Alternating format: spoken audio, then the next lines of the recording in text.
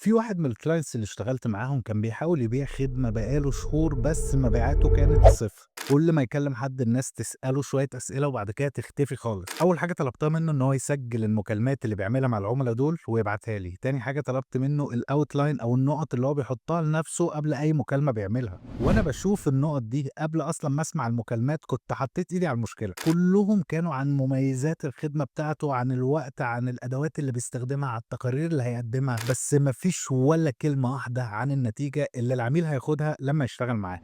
فقُلت له ببساطة الناس مش بتشتري وقتك، الناس بيشتروا الراحة اللي هيحسّوا بيها لمّا المشكلة بتاعتهم تتحل. فاتفقنا إن هو هيغيّر خالص الطريقة اللي بيتكلم بيها مع الناس، وهيبدأ يحط النتيجة أول حاجة في مكالمته ليهم. ومثال بسيط جدًا لأي مجال أي حد يقدر يستخدمه هو أنا هاساعدك تعمل الحاجة الفلانية في المدة الفلانية. نقطة. ده اللي أنت محتاج تقوله للناس أول حاجة في المكالمة. المكالمة التانية اللي اتكلمتها معاه كان قفّل 5 بيعات، واحدة فيهم ب$5000، مش لإنه غيّر الخدمة بتاعته، بس عشان غيّر إزاي بيتكلم مع العملا. فأنت كمان لو بتحاول تبيع الخدمة بتاعتك كلم الناس عن النتيجة مش عن مميزاتها.